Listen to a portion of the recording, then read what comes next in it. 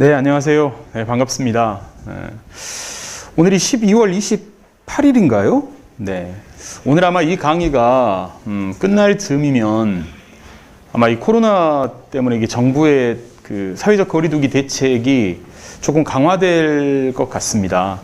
해서 지금 여기가 온라인 특강이고 앞이 이렇게 비어 있지만 저는 경각심을 위해서 이렇게 마스크를 쓰고 오늘 여러분을 좀 만나도록 하겠습니다.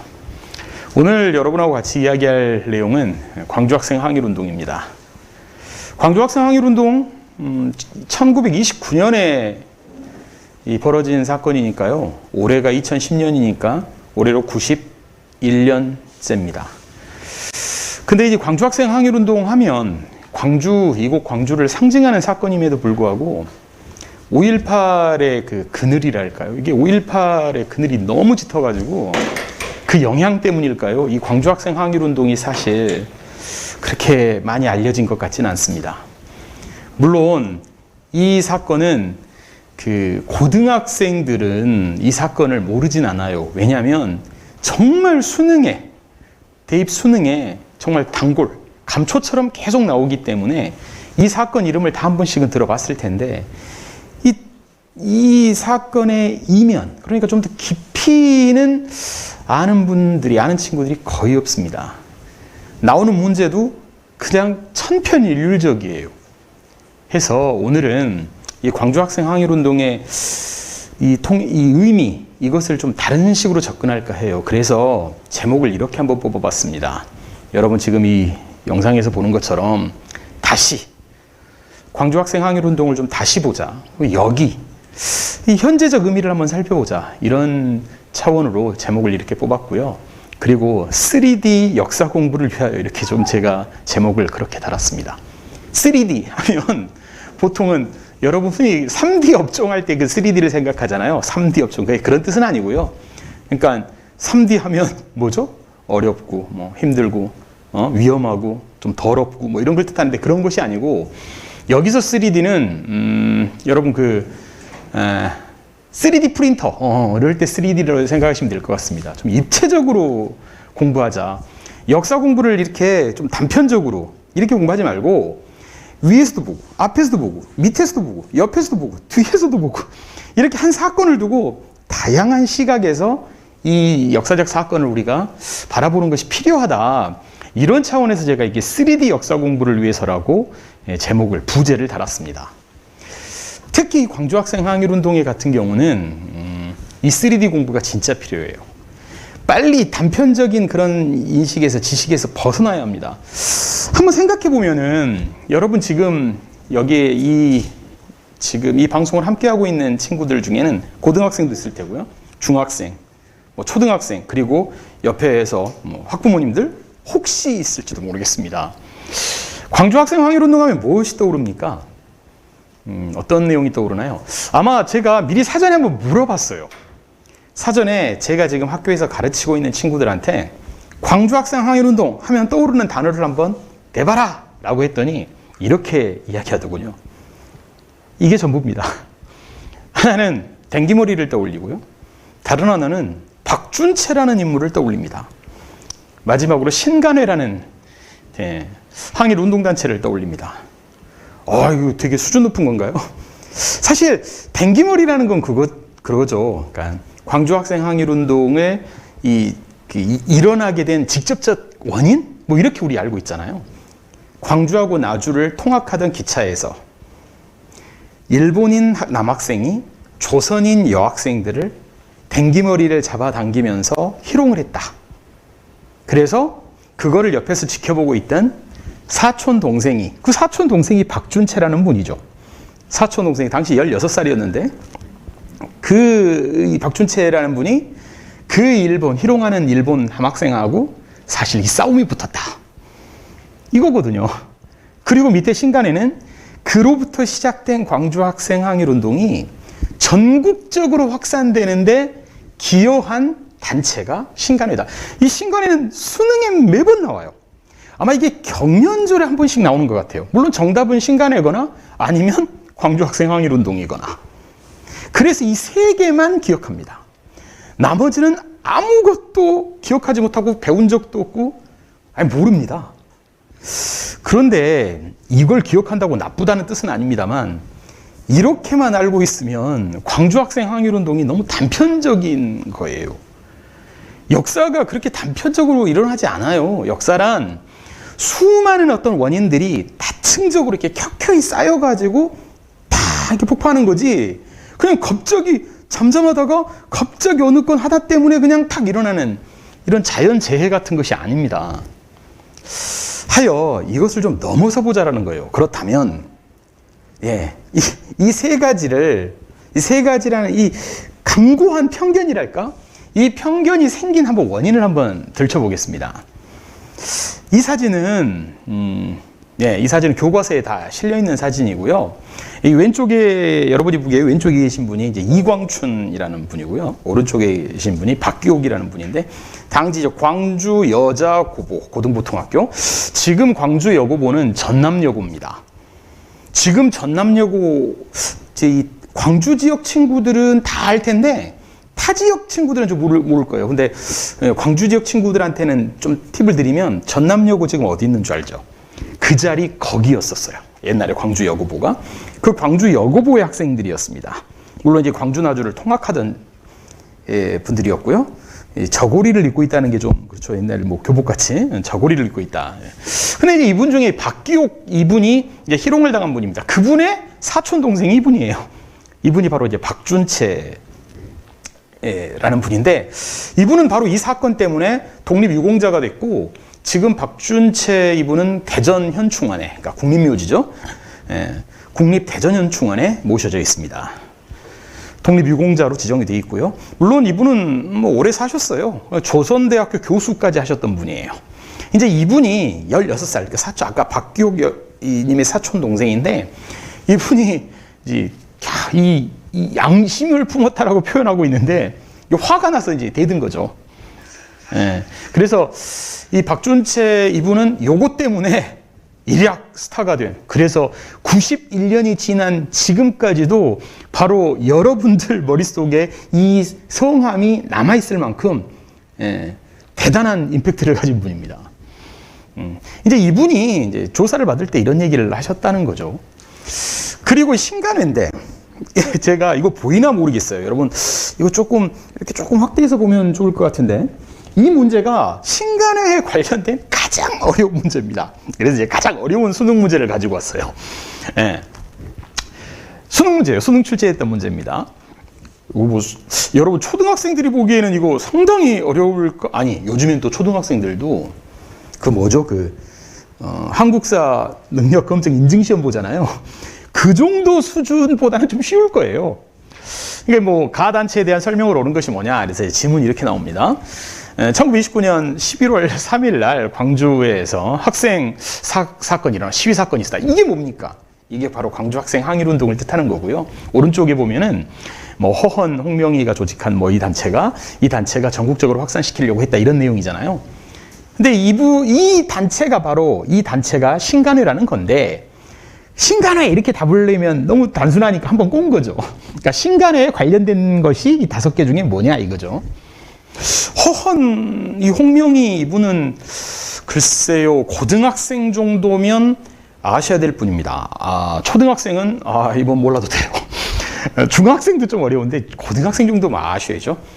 허헌 이분은 이 신간회 회장이었다가 이제 해방 이후에 곧장 월북을 했어요. 월북을 해서 김일성 밑에서 최고 인민회의 위원장까지 하셨던 분이고, 그래서 이제 이분은 당연히 북한형 권력에 사실 협력했기 때문에 이제 우리나라 독립운동가록에서는 이제 지워졌다시피 했고, 홍명희 선생은 여러분 유명하죠. 홍명희 선생은 여러분 알 거예요. 고등학생 정도면 국어책에 계속 나오죠. 이분은 정치가기보다는 소설가로 알고 있죠. 그 소설 임꺽정이라는 소설을 썼던 분입니다. 이 홍명희 이분은 고향이 괴산인데, 충북 괴산인데, 이분도 이제 북한에 가가지고 김일성 밑에서 승승장구합니다. 이분은. 그래서 이분은 꽤 오래 사셨어요. 이분이 1888년생인데 1968년에 돌아가시거든요. 그래서 지금은 이제 북한의 혁명 열사릉 거기에 묻혀 있는데, 이분은 위대한 독립운동가긴 한데 역시 북한 정권 수립에 협력했다는 이유로 독립운동가에서 우리나라에서는 기리지 않습니다. 그래서 그럴까요? 이분 고향에 갔더니 홍명희 선생 이야기하고 있습니다. 이분 고향이 충청북도 괴산인데 이분을 갔더니 그 생가가 보통 있을 법하잖아요. 근데 홍명희 생가라고 적혀 있지 않아요. 왜냐하면 이 사람은 우리가 흔히 얘기하면 빨갱이인 거잖아요. 그래서 이분의 아버지가 홍범식이라는 분인데 이 홍범식이라는 이분은 홍명희 아버지, 이분은 경술국시 때, 그러니까 우리가 일본에게 그 국권 피탈됐을 때 1910년에 그 분을 못 이겨서, 야, 우리가 나라를 뺏겼다, 분을 못 이겨서 자결하셨던 분이에요. 그러니까 대단한 집안이죠, 이 집안 자체가. 그 아버지가 또 이렇게 참판이었고요, 벼슬 냈고, 그 할아버지는 2조 판서까지인가 하셨던 분이에요. 그러니까 그 가문 자체가 대단한 가문이었어요. 근데 이제 이분 때문에 이게 표현이 좀 적절치는 않을지 모르지만 망조가 든 거죠. 북한에 협력했으니까 이 분이 완전히 이 집안이 무너졌고, 대신 그 집은 홍범식 생가 이렇게 돼 있어요. 홍범식 고택 이렇게 옛날 집. 홍명희를 빼버렸다고요. 그러니까 우리나라 그 독립운동사가 이렇게 반쪽짜리인 거예요. 그러니까 사회주의, 공산주의적인 독립운동은 사실 우리 남한에서는 인정하지 않고요. 북한도 마찬가지예요. 북한에서도 민족주의 계열의 독립운동은 다 지워버려요. 그러니 남과 북이 서로 으르렁대면서 이 독립운동이 반쪽짜리밖에 안 된다는 거죠. 사실 제가 왜 이걸 좀 장황하게 이야기 드리냐면 광주학생 항일운동도 그래요. 그러니까 이 광주학생 항일운동이 많은 사람들한테 알려지지 않은, 이게 그 이면이 좀 속살이 드러나지 않는 이유. 그냥 대충 이 정도만 알아라. 1929년 11월 3일 날 있었다. 그리고 그 학생들의 의거 때문에 바로 11월 3일이 지금 학생의 날로 지정되었다. 그리고 신간회가 전국으로 확대시켰다. 그리고 끝내버려요. 대체 광주 학생 항일운동의 주동자는 구체적으로 누구고 그들의 행적이 무엇인지, 그리고 그것이 역사적으로 어떤 가치가 있고 의미가 있는지 아주 디테일하게는 전혀 묻지도 답하지도 않습니다. 그게 바로 이 우리의 독립운동이 민족주의 계열과 사회주의 계열의 그 독립운동 두 바퀴로 굴러간 그 독립운동을 사실 인정하지 않기 때문이에요. 그러니까 여기서 이야기했던 허헌과 홍명희 선생 같은 분은 사실상 지워버렸죠. 그리고 또 허헌 선생의 따님이 허정숙이라고, 그 양반도 이제 나중에 북한에 협력을 하는데, 그 양반은 우리나라 여성 독립운동계 트로이카라고 그래가지고 고명자, 허정숙, 주세죽, 아주 무지하게 유명한 당시 여성 트로이카 3명 이라고 불렸던 그 허정숙의 아버지이기도 해요, 이분은. 그러니까 그런 것들이 다 이 북한 정권에 협력했다는 이유로 다 지워버렸다고요. 다시 돌아옵니다. 여기 신간회라는 의미예요. 그러니까 신간회에 관련된 것이 뭐냐? 이건 답을 찾기는 좀 쉽죠. 왜냐하면 몰라도 나머지 4개가 엉뚱하니까. 뭐 신탁통치 이거는 해방 이후잖아요. 그러니까 이게 좀 엉뚱하죠. 이건 일제강점기인데 1929년 적어도 대한민국이 언제 일제의 소나기에서 벗어났는지 이 정도는 아시죠? 초등학생들도. 우리 해방 광복은 1945년이라는 건 다 아시잖아요. 이 정도도 모르나? 그럼 이 강의가 정말 어려울 텐데. 거의 이 강의가 뭐 영어보다 더 어려울 텐데. 그리고 세 번째 국채보상운동, 이거는 국채보상기성회. 국채보상기성회, 이거 뭐 대구에서 있었던 1907년. 그러니까는 우리가 나라를 뺏기기 전이에요. 국채보상운동은 대구에서 일어났다는 거죠. 백오인 사건은, 이 백오인 사건으로 해체된 것은 신민회죠. 신민회. 이거 신간회, 신민회, 뭐 희송이 같다고 같은 단체 아닙니다. 전혀 다른 단체예요. 신민회. 그러니까 여러분 뭐 신흥무관학교를 세운. 그죠? 기억나시죠? 예. 그리고 그 애국개몽운동 단체로 대표적인 거죠. 1907년에 만들어졌으니까 이것도 이제 해산된 건 1911년이고, 그러니까 이것도 한참 전이고요. 그리고 만민공동이 개최한 곳은 독립협회죠. 그러니까 이제 엉뚱하니까 답이 2번인 거죠. 정회에 대해서는 조금 이따가 자세히 설명을 드리겠습니다. 여튼 다시 돌아가십시다. 이 댕기머리와 박준채 선생과 이 신간회만 알고 있다라는 것은 광주학생 항일운동의 껍데기밖에 모른다는 얘기예요. 그러면 진짜로 이 광주학생 항일운동과 연관되는 진짜 연관 검색어, 연관어가 뭐냐? 여러 개 중에 한번 압축해서 뽑아봤어요. 제가 이 자료를 만들면서 한번 뽑아봤거든요. 이렇게 보통 정리할 수 있는데, 우선 요것도 잠깐 한번 살펴보고 갈까요? 광주 학생 항일운동을 교과서에는 어떻게 다루고 있는지 이 교과서 내용은요 그대로 그냥 컨트롤 C에서 컨트롤 V 했어요. 갖고 왔어요. 예, 교과서 그대로 내용을 갖고 왔어요. 그러니까 이렇게 쓰니 광주 학생 항일운동을 자세히 알 수가 없죠. 한번 봐보실래요? 한번 읽어볼까요? 예, 좀 이렇게 크게 좀 한번 유튜브에서 이렇게 커지나? 잘 모르겠습니다. 예. 키워보면 이렇죠. 1929년에 광주에서 한국 여학생을 희롱한 일본 학생과 이를 말리던 한국 학생, 이제 이분이 이제 박준채 선생이라는 거죠. 충돌한 사건이 일어났다. 경찰과 교육당국이 일본 학생에게만 유리하게 사건을 처리하자 분노한 광주 지역의 학생들이 11월 3일, 야, 차별하지 마라. 식민지 교육제도 바꾸자. 이러면서 요구해서 대규모 가두 시위를 전개했다는 거예요. 이걸 당시 조직되었던 신간회라는 단체가 이 소식을 전국에 퍼뜨리면서 학생 시위가 전국적인 규모로 확대됐다. 이 내용입니다. 그러니 교과서에 요 줄만 이제 요 정도만 나와 있어요. 이러니 아하 성희롱, 아하 박준채, 아하 신간회 그리고 끝이잖아요. 이러고 말아요. 그러니까 왜 이것의 요 속살 같은 것을 알려고 막 집요하게 파헤치지 않으면 아무것도 알 수 없는 거죠. 그래서 너무 안타까워요. 그래서 이제 뽑아봤어요. 연관 검색어를. 광주 학생 항일운동은 3.1운동과 밀접하게 연관이 돼 있고요. 문화통치라는 그 일제강점기 총독부의 통치 방식과 밀접하게 관련이 있고요. 간이교육, 이게 무슨 말이냐면 간이가 이렇게 간단하다 그럴 때 간자에다가 이 평이하다, 쉽다 그럴 때 이자예요. 그러니까 간단하고 평이한 교육만 시켰다. 그래서 이제 보통 우리는 간이교육이라고 부르는데 이것과 아주 밀접한 연관이 있고요. 조선공산당과 밀접한 연관이 있고 치안유지법, 60만세 운동, 성진회, 이거 뭐 중요한 단체 이름입니다. 소녀회, 이경채 사건, 장제성, 장석천, 뒤에 두 분은 성함이죠, 이름. 이런 것들과 광주 학생 항일운동은 아주 그냥 이렇게 실타리처럼 이렇게 매듭처럼 얽혀 있어요. 근데 제가 이제 이걸 뿌려봤더니 제가 가르치고 있는 친구들한테 이걸 뿌렸더니 이 단어 중에 아는 단어 한번 골라봐라 그랬더니 예, 여기서 3.1운동 알고요. 나머지는 잘 몰라요. 3.1운동, 60만세 운동 요 정도 빼고는 사실 잘 몰라요. 이것은 뭐 광주 학생 항일운동에 연관이 있다 없다를 떠나서 그러니까 그걸 떠나서 이 단어 자체의 의미 이런 걸 처음 들어봤다는 거예요. 이게 좀 심각하다고 저는 생각을 해요. 그러면 안 되죠. 그래서 오늘 이 시간 이제 여기서부터가 본론이죠. 지금까지 서론이었고요. 여기서부터 바로 이제 광주 학생 항일운동이 진짜 왜 이런 단어들과 정말로 유기적으로 엮여 있는지, 왜 이런 단어들을 모르면, 이 사건들을, 이 법을, 이 인물들을 모르면 왜 광주 학생 항일운동을 제대로 이해할 수 없는지를 여러분들 한번 알려드리려고 해요. 순서대로 한번 가봅시다. 순서대로. 먼저 3.1운동. 제가 줄여버렸어요. 광하군. 광주 학생 항일운동. 그래서 그냥 광하군 이렇게 줄였는데 요즘에 뭐 줄임말들 하도 많이 쓰니까 친구들이 잠깐만 여담 좀 할까요? 잠깐. 요즘 친구들로부터 반성문을 받거든요. 이렇게 잘못하면 너 반성문 좀 써라. 너 잘못한 거 너 스스로 써봐. 그래서 이제 반성문 용지를 주고 쓰라고 하면 써요. 꼼꼼하게 쓰는데 이게 무슨 뜻인지 알아먹지를 못하겠어요.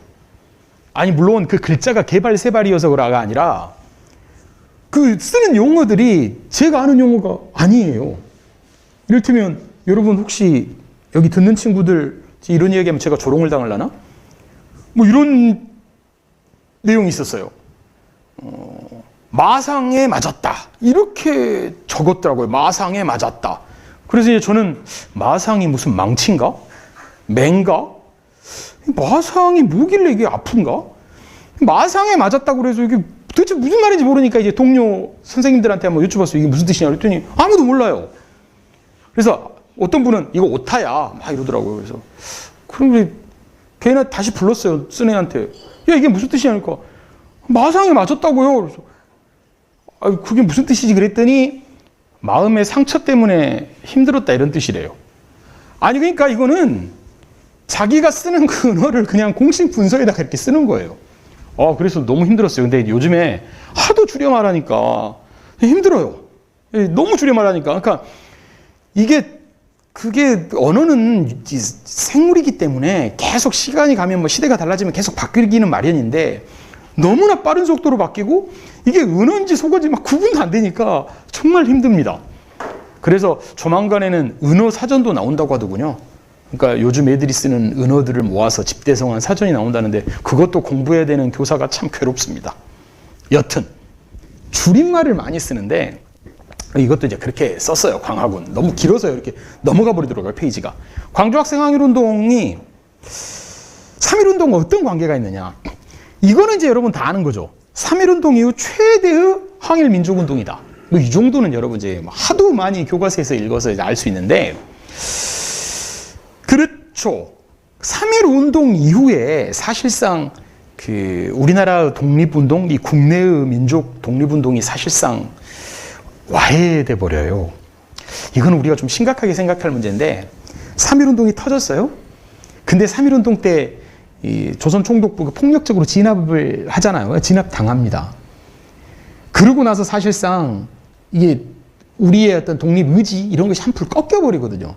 솔직히 3.1운동이 터지고 나서 이 3.1운동이 왜 실패했을까? 우리들의 어떤 성찰을 통해서 만들어진 조직이 대한민국 임시정부인 거잖아요. 그죠? 그러니까 어떻든 그 조직을 이끌 수 있는 이 구심점이 없었다라는 것에 대한 반성, 그런 것 때문에 만들어진 거잖아요. 근데 이제 임시정부도 오래 못 가요. 금방 그냥 와해돼 버려요. 임시정부라고 만들어집니다. 1919년 4월 11일 임시정부가 만들어지나 사실은 껍데기밖에 안 남아요. 왜냐하면 그 임시정부의 그 정치인들, 이승만, 안창호, 뭐 하다못해 백범, 김구 선생까지 엄청나게 많은 이 위인들이, 정치인들이 모이지만 독립운동 방식에 따라서 이 방식 때문에 갈등이 생겨요. 그래서 그냥 에이 싫어. 그래서 이제 공산주의자 뭐 가버리고, 뭐 민족주의자 가버리고, 이승만은 그냥 자기 동네죠. 미국에 가버리고, 뭐 안창호 선생 미국 넘어가 버리고, 뭐 이동희 선생 블라디보스토크 가버리고, 신채호 선생 뭐 북경으로 가버리고, 다 그냥 가버려요. 그냥 와해돼 버려요. 그래서 그 임시정부 마지막까지 남은 분이 누구예요? 여러분 다 아는 백범 김구 선생이죠. 그러니까 백범 김구 선생이 위대한 거는 그렇게 만신창이가 된 임시정부를 가지고 1945년 해방될 때까지 그렇게 끝까지 그냥 근근히 살림을 꾸려가면서 가지고 갔다는 거예요. 그게 백범 김구 선생의 위대한 점이죠. 다른 정치인들은 자기가 그런 영광을 얻으려고 했지. 자기가 진짜 그런 나는 내가 이 조직을 이끌었던 위인이라고 대접받으려고만 했지, 실제로 이끌려고 하는 그런 진짜 진흙탕에 굴르려는 생각이 없었어요. 거기에 비하면 백범 김구 선생은 정말 위대한 영혼이라는 것이죠. 여튼 3.1운동 이후 만들어졌던 임시정부가 사실상 와해돼 버립니다. 그리고 일본에 조금 이따 그 다음 나올 대목인데, 통치 방식들이 바뀌면서 이 독립운동 의지가 많이 꺾여요. 그 꺾이는 것을 다시 일으켜 세운 사건, 최대로 일으켜 세운 사건, 그게 광주학생 항일운동이거든요. 1919년 3.1운동, 1929년 광주학생 항일운동. 그러니까 그 10년간 사실상 억눌렸던 그런 독립에 대한 그 끌어오르는 그 힘을 적어도 한데 모아준 사건이다 라는 의미에서 의미가 있죠. 이거는 이름은 광주라고 붙어 있어요. 광주 학생 항일운동이잖아요. 그런데 이게 광주만의 사건이라고 볼 수 없어요. 왜냐하면 이게 이제 아까 이야기했던 신간회라는 전국적인 조직망을 통해서 이게 전국적으로 확산이 돼요. 요즘에야 뭐 SNS로 해서 광주에서 난리 났대 그러면 그냥 동시다발적으로 이렇게 터지겠지만 옛날에 그런 게 없잖아요. 그래서 이제 신간회의 도움을 받아서, 그 조직의 도움을 받아서 전국적으로 확산이 되는데, 참여하는 학교 수가 194개. 아니 광주에 몇 개밖에 없었는데 194개면 사실상 전국에 다 이뤘었다는 거죠. 그리고 학생 수가 추산 5만 4천 명. 그리고 이제 퇴학되고 이제 무기정학 이런 처분을 받는 사람이 지금 이건 어떤 총독부 공식 기록입니다. 2,912명. 피검자는 뭡니까? 이거 연루됐는지를 확인했다는 거잖아요, 다. 1,640명. 그러니까 규모로 보면 정말 어마어마한 거죠.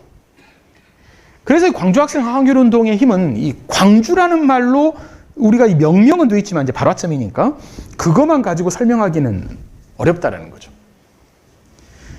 이 3.1운동이 터지고 나서 3.1운동이 터지고 나서 우리는 이 독립운동의 기운이 꺾였다고 그랬잖아요.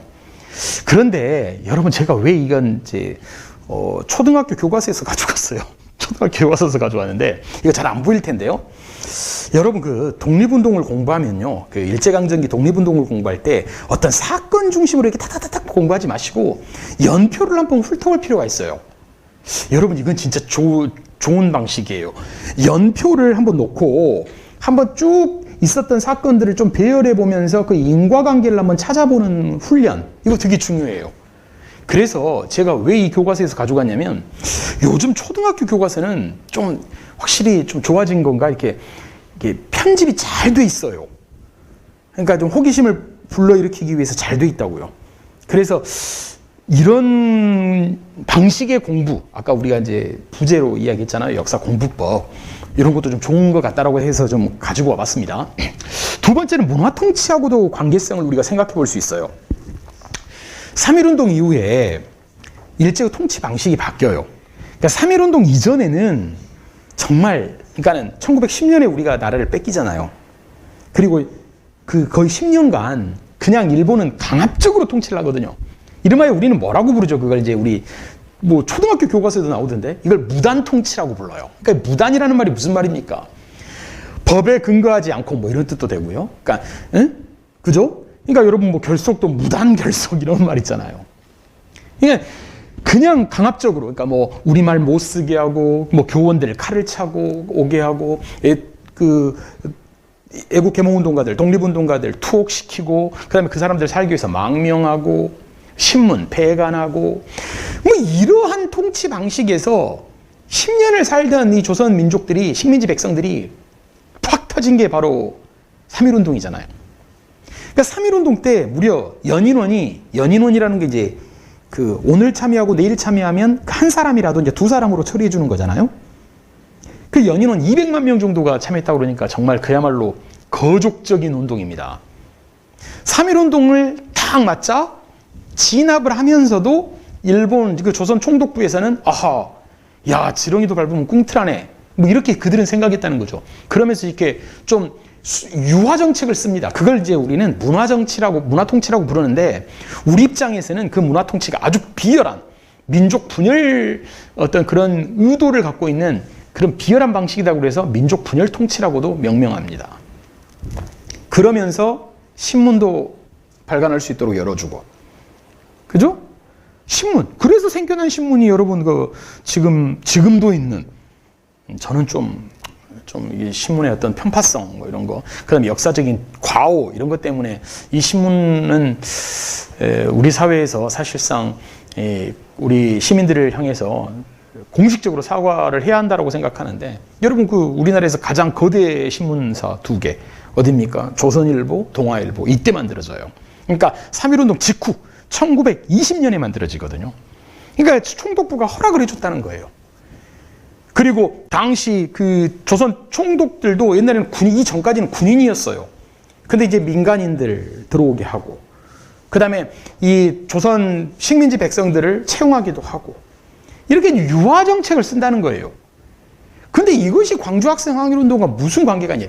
이 문화 통치의 그 비열한 방식에 대해서 가장 먼저 뛰어든 사람, 의심하고 문제를 제기하고 맞서 싸웠던 사람들이 학생들이에요. 그 학생들이 사실 이 중심이 돼서 일어난 사건인데, 그 중에 그 중심이 이 광주학생, 이 광주에 있었단 말이죠. 그 문화 통치가 시작되자 지식인들, 그러니까 우리의 지식인들 중에 상당수가 일본에 이렇게 넘어가게 됩니다. 그 중에 대표적인 것이 바로 이 자치론이라는 거예요. 자치론. 좋은 말이잖아요. 학생 자치, 시민 자치. 내 스스로의 삶을 내 스스로가 챙긴다, 내 스스로가 다스린다, 통치한다, 이런 거잖아요. 근데 이게 왜 문제가 되느냐? 바로 요 다음에 보여드릴게요. 이 자치론의 실체가 뭐냐? 이것입니다. 이게 개벽이라는 동인지 잡지예요, 잡지. 여기에 23호에 나온 글입니다. 이걸 이제 이게 누구 글이냐면 춘원 이광수. 여러분 다 알죠? 이 사람은 이광수를 모르는 사람은 공부 안 한 사람인데 이광수 이 사람은 네 언제 등장하죠? 네 3.1운동의 계기가 됐던 3.1운동의 원인이 됐던 배경이 됐던 도쿄에서 있었던 28 독립선언 1919년 2월 8일 그 독립선언을 사실 주도했던 사람입니다. 그러니까 이 3.1운동에 사실상 상당한 지분을 가지고 있는 유명한 학자고요. 국어책에도 이 사람 등장했죠. 여러분 지금 한 30대 후반 정도만 돼도 지금 빠져 있더라고요. 지금 제가 국어책을 다 뒤져봤는데 이 사람 빠져 있어요. 그런데 한 30대 후반만 돼도 이 사람은 수능에 꼭 나왔어요. 우리나라 최초의 현대소설. 우리나라 최초 현대소설이 뭐죠? 무정. 그 무정의 작가가 이광수입니다. 그러니까 그럴 정도로 유명한 사람이고 당시 인정받았던 사람인데 이분이 뭐라고 했냐? 제가 빨간 이건 이제 이 자료를 그냥 슬라이더 플레이어라는 곳에서 그대로 가지고 왔어요. 이제 거기서 이렇게 빨간색으로 다 표시를 했는데 한번 보면 조선민족이처럼 그러니까 식민지가 된 이유 진이는 이제 진짜 원인이라는 뜻입니다. 원인이 뭐냐? 게으르다. 타락된 민족성. 그리고 봉사정신도 없고 나태했다. 실행할 용기도 없고 신의도 없고 사회성도 떨어진다. 바로 조선 백성이 이렇다. 그런데 원래 우리가 그랬냐? 그러진 않다. 우리는 군자였고 관대했고 백성들을 사랑했고 예의를 중시했고 원래 그랬지만 우리는 이런 것을 잃어버렸다. 하여 우리는 일본으로부터 이 압제로부터 독립되기 위해서는 우리 민족성을 개조해야 된다. 이렇게 적어요. 이게 이름하여 자치론의 핵심인 민족 개조론입니다. 우리 민족성을 바꿔야 된다 이거지. 이거를 이런 잡지, 언론을 통해서 마구 뿌려대던 시기가 바로 1920년대. 일면 그럴듯해 보이지 않아요? 야, 우리가 식민지가 된 이유가 뭐겠어? 왜 우리는 일본의 먹잇감이 됐지? 왜 그랬을까? 우리가 부족해서야. 우리가 강성하지 못해서야. 우리가 이런 성실함을 지키지 못했어요. 우리는 나태했기 때문이야. 이렇게 지적하고 있다고요. 이게 성찰인가요? 이게 뭐하고 비슷하냐면 이 비유가 적절할지는 모르겠습니다만 저는 이 자치론 설명할 때 꼭 이 이야기를 해요. 학교 폭력에서 때린 사람이 있고 맞은 사람이 있단 말이에요. 근데 맞았어. 우리는 맞았어. 근데 맞은 사람에게 야, 너는 맞을만해. 너 맞을만했어. 라고 이야기하는 거고 뭐가 다르죠? 때린 사람에게 맞서지 않고 맞은 애한테 너가 무능해서 맞은 거야. 네가 맞을 만한 짓을 한 거야. 라고 이야기하는 것과 뭐가 다르냐고요. 이럴 정도로 참 이광수라고 하는 당시에 상당한 오피니언 리더, 그러니까 상당한 이 명망가, 당시에 굉장히 유명했던 이 명망가가 이렇게 돌아서게 되고 나중에 이 사람은 정말 자타공인 악질 친일파로 변절하죠. 그래서 이 사람 해방되고 나서 1945년 해방되고 나서 반민족행위 처벌을 위한 특별조사위원회가 가장 먼저 체포한 사람입니다. 한국전쟁 당시에 죽었습니다만. 그 사람입니다. 악질 중에 악질 친일파로 변절하게 되죠. 이런 사람들이 정말 많다는 거예요. 근데 이제 이런 상황을 우리는 이광수만 가지고 이야기하는데 부족해요. 여러분 그 이야기 아세요? 이것도 시험에 맨날 나오는 거라서 아마 중학교 때부터 시험 나올 거예요. 여러분 장지연 을사조약이 체결되자 장지연이 황성신문에다가 오늘이야말로 목 놓아 소리 높여 울어야 될 날이다 해서 했던 유명한 사설 시일야 방성대곡 맨날 시험에 나오잖아요. 수능에도 맨날 나오고. 그런데 그거를 신문에다가 실은 장지연 이 사람이 악질 중에 악질 친일파라는 사실을 우리는 잘 몰라요. 왜? 그런 것은 그냥 다 숨겨버리고 지워버리거든요. 근데 그런 것도 우리 알아야 돼요. 왜 우리는 좋은 것만 보려고 하나요? 좋은 역사도 우리 역사고 안타까운 역사, 좀 비참한 역사도 우리 역사잖아요. 하여튼 이 20년대에 이 자치론이 급부상하면서 변절자들이 계속 늘어나게 됩니다. 이때 이 변절을 나무라면서 끝까지 독립의 의지를 끝까지 불살랐던 사람들이 바로 청년 학생들이었다고요. 그 불꽃이 터진 곳이 바로 광주 학생 항일운동이고요. 간이교육과 이게 무슨 관계가 있냐? 바로 이 총독부에서는 학생들한테 전부 학생하고 관련돼 있다는 거 아시겠죠? 눈치 빠른 친구들 알겠는데 이 전부 학생하고 관계 있어요. 간이교육이 뭐냐? 아까 설명한 것처럼 이 일제 총독부 가지고 있던 식민지 교육 정책이에요. 어떤 거냐? 많은 걸 가르치지 않습니다.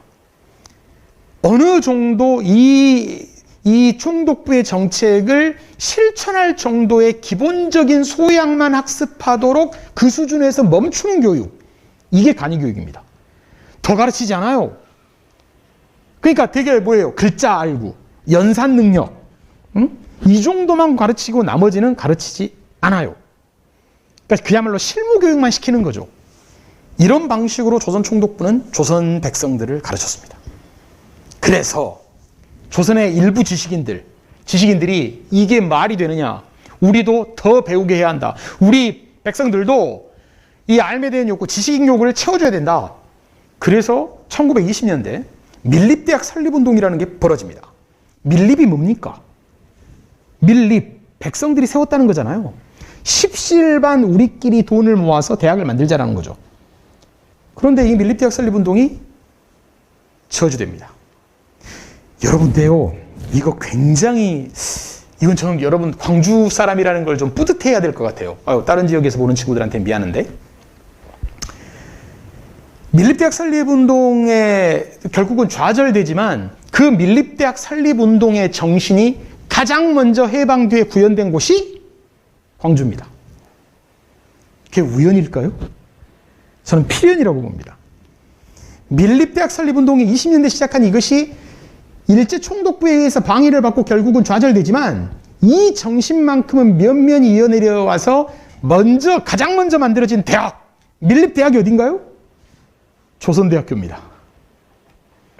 네, 여러분이 알고 있는 조선대학교. 지금 조선대학교하고 좀 성격이 다르죠? 네, 많이 다릅니다. 그 밀립대학 설립운동을 저지하기 위해서 조선 총독부가 했던 방식이 뭐냐? 니네들 신경 쓰지 마. 우리가 만들어줄게. 그래서 만들어진 대학이 경성제국대학입니다. 이게 1923년에 만들어지거든요. 경성제국대학이 지금 어디죠? 여러분 아는? 서울대학교입니다. 서울대학교의 전신이 바로 경성제국대학이죠. 당시 일제가 식민지마다 제국대학을 둡니다. 그래서 우리만 있었던 게 아니죠. 또 우리하고 같은 시기에 일본의 식민지였던 곳이 어디죠? 대만 있죠. 대만, 타이완. 거기도 이제 타이베이에 보면 거기 제국대학이 있고. 그러니까 그 식민지마다 이렇게 세운 대학입니다. 지금 일본에도 이 제국대학의 성격이 강한, 일본은 좀 이렇게 국립이라는 어떤 그 의미가 대단히 커요. 그래서 여러분, 뭐 도쿄대학이나 교토대학, 뭐 세계적인 명성을 갖고 있는 그 대학들이 다 제국대학 출신들이잖아요. 여튼, 밀립대학 설립운동을 차단해버린다고요. 그러니까 그 조선 백성들은 그렇게 깊게, 그렇게 넓게 공부할 필요 없다. 배움에 대한 지식 욕구를 끊어버리는 거죠. 그럴 때 분연히 맞서 일어선 사람들이 바로 청년 학생들이었다는 거예요. 지금의 청년 학생하고 물리적인 나이는 같거든요. 물리적인 나이는 같아요. 아까 박춘채 선생이 그 앙심을 품고 그냥 일어섰던 나이가 16살이라고요. 그때 16과 지금의 16은 조금 느낌이 좀 다른 것 같긴 해요. 제 딸이 16인데 좀 느낌이 좀 다릅니다. 이거 한번 볼까요? 이런 것이 여러분 일제시대 때 나왔던 표어입니다. 아는 것이 배워야 산다. 그리고 오른쪽에 있는 이 교표가 경성제국대학의 교표입니다. 경성제국대학이 이제 이런 배지를 달고 다녔다는 거죠. 경성제국대학 배지인데 제가 왜 갑자기 경성제국대학 배지를 잠깐 갖고 왔냐면 요즘에요. 우리나라 대학들도 이런 문양의 배지를 갖고 있는 대학들이 꽤 있더라고요. 이 한자잖아요. 위에가 큰 대자고 밑에가 배우락자를 저렇게 쓴 거잖아요. 이게 경성제국대학 이 브랜드화 돼 있는데 그냥 이거를 그냥 쓴다는 게 조금은 좀 어색해서, 그러니까 이게 말하자면 대학의 교표의 뿌리처럼 이게 쓰이는 겁니다. 제가 알기에는 조선대학교도 아마 지금 이런 비슷한 걸 좀 쓰는 것 같아요. 이런 문양대로. 이게 경성제국대학 교표입니다. 그래서 한번 여러분한테 보여드리고 싶었습니다. 좀 세술은 세부대. 어떤 교표를 하나 만들 때도 거기다 어떤 의미를 담고 말이죠. 어떤 이미지를 딱 담고 시대정신을 담고, 이래야 되지 않겠어요? 고작 만든 시대정신이 그냥 경성제국대학의 짝퉁이다. 뭐 짝퉁이나 뜻은 아닙니다만, 막 그런 건 좀 이상하잖아요. 그래서 한번 여러분 가져와 봤습니다. 조선 공산당과도 이 광주학생항일운동은 밀접하게 연관이 되어 있습니다. 제가 이게 좀 조심스럽긴 한데요. 사실 이 광주학생항일운동을 주도했던 사람들, 그 사람들은 하나같이 공산주의자입니다. 이게 저한테는 어쩌면 심증이지만 광주학생항일운동이 피상적으로 껍데기만 남는 가장 중요한 이유가 여기 있지 않나 이런 생각을 해요. 광주학생항일운동을 주도했던 지도자들, 주동자들은 저 100%라고 이야기하지 않겠습니다. 99%는 사회주의자입니다. 공산주의자입니다. 그래서 이 광주학생항일운동이 사실 우리가 좀 깊게 접근하기가 좀 우리나라 현실에서 좀 어렵지 않을까? 어렵지 않은가? 이런 생각이 좀 듭니다. 근데 사실상 이 공산주의가 이때 들어와요. 여러분 한번 이거 세계사이긴 하지만 이거 다 아실 만한 세계사는 꼭지 않아. 여러분 러시아 혁명 들어보셨어요? 러시아 혁명, 그죠? 블라디미르 일리 레닌?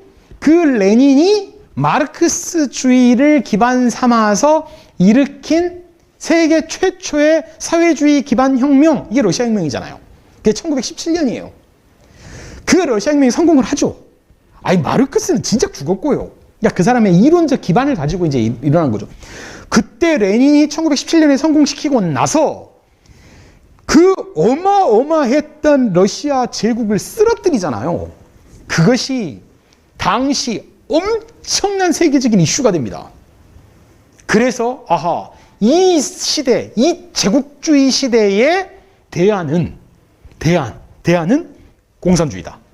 우리는 러시아를 모델로 하자. 이런 운동이 벌어지게 되고 전 세계에 확 퍼집니다. 그 전 세계의 공산주의 이념, 사상, 혁명 이념을 확산시키기 위해서 만든 단체가 코민테른입니다. 국제공산당 기구 코민테른입니다. 그러니까 이 코민테른은 지배를 받고 있는, 억압받고 있던 민족들의 해방, 사회주의를 바탕으로 한 그 해방을 후원하던 기구입니다. 그들이 1910년대 이제 17년에 러시아 혁명이 터졌으니까 20년대 전 세계로 확산되는데 그 확산되는 과정에서 조선까지 들어오는 거죠.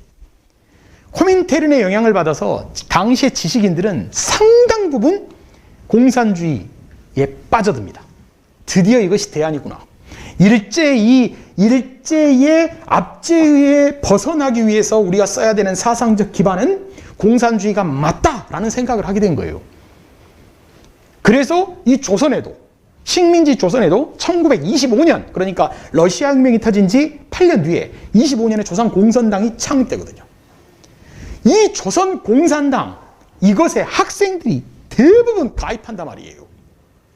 그러니까 그거를 기반으로 해서 일제로부터 벗어나겠다라는 인식을 하게 되는 것이죠. 광주학생항일운동의 주동자들은 사회주의자들이었다는 점이 지금 광주학생항일운동이 인정받지 못하는, 적어도 우리나라에, 대한민국에서 인정받지 못하는 가장 저는 중요한 원인이라고도 생각해요. 뒤에 한번 다시 다뤄집니다. 이게 바로, 여러분 이 디자인 많이 보지 않았어요? 이 디자인이 코민테른 깃발입니다. 코민테른. 이게 근데 이제 마치 막 공산당 빨갱이 깃발처럼 이렇게, 왜냐면 이 디자인에 상당히 큰 의미가 있어요. 이게 뭐죠, 이게? 이게 뭡니까? 이 그림을 좀 확대하니까 이게 여러분 딱 떠오르잖아요? 이게 뭐가 이렇게 크로스가 돼 있죠? 하나는 낫이고요. 하나는 망치입니다. 그러니까 망치가 의미하는 바가 뭘까요? 망치는 노동자들을 의미하고요. 낫은 농민을 의미합니다. 그러니까 이 세상을 변혁시키고 이 제국주의 압제에서 벗어나기 위한 주체는 노동자와 농민이다. 이거를 보여주는 상징적인 깃발입니다. 그래서 당시 코민테르는의 이 도움을 받아서 상당히 혁명운동이 많이 벌어지는 그 곳들마다 이 코민테르는의 깃발, 이 상징인 낫과 망치 깃발이 다 이렇게 통용돼서 쓰이게 되죠. 우리도 그랬습니다. 공산주의 운동이 활발하게 되자, 이게 1920년대 중반이잖아요. 그러자 일본은 깜짝 놀라요. 그래서 일본에서는 이 사회주의 계열, 공산주의 계열의 독립운동가를 탄압할 목적으로 만든 이 치안유지법을 제정합니다. 그러니까 공산당이 만들어지고 나서 워낙에 공산당이 인기가 많다 보니까 공산주의 운동이 막 학생, 지식인 할 것 없이 막 기하급수적으로 퍼지니까 일제가 조선총독부가 치안유지법을 만든다는 거죠. 그 치안유지법을 만든 이유가 이거예요. 당시 천황제, 그러니까 일본의 천황제와 사유재산제, 사유재산제를 부정하는 게 사실 공산주의의 가장 핵심 모토 아닙니까? 그걸 부정하는 사람들을 이제 잡아들인 거죠. 그런데 이 치안유지법은 사실은 명분은 이랬지만 사회주의 계열 확산, 사회주의가 그렇게 갑작스럽게 확산되는 이런 분위기를 차단하기 위한 사실 일제 총독부의 그들의 대응 방식이에요. 그런데 이 치안유지법을 보면은, 만들어진 걸 보면 우리 이후에 만들어진 국가보안법하고 너무나 닮아 있어요. 국가보안법 여러분 지금도 있잖아요. 근데 사실 이거 잠깐 또 1분 여담. 사실 국가보안법이 지금 있습니다. 있는데 지금 제 이런 강의도요, 어쩌면 예전 같으면 잡아갈 수도 있어요. 어떻게 사회주의를 대놓고 이야기합니까? 사회주의가, 공산주의가 독립운동을 했다 이러고 이야기 못했어요. 함부로 할 수가 없어요. 그런데 지금은 이렇게 해도 잡아가지 않는 이유, 그게 이제 세상이 그만큼 좋아졌다는 뜻이기도 해요. 그런데 국가보안법이 왜 이 치안유지법, 일제가 만든 치안유지법과 이렇게 사실 맥락이 비슷하냐 한번 보여드릴게요. 국가보안법은 1948년에 만들어져요. 물론 치안유지법은 1925년에 만들어졌다가 해방되고 나서 폐기됐겠죠, 당연히. 그러니까 1945년에 폐기되고 이제 거기에 대해서 3년 뒤에 다시 만들어지는데, 근데 이 국가보안법이 언제, 왜 만들어졌는지는 여러분 좀 상식적으로 알아두실 필요가 있어요. 국가보안법이 만들어진 계기는 여수 순천 사건 때문이에요.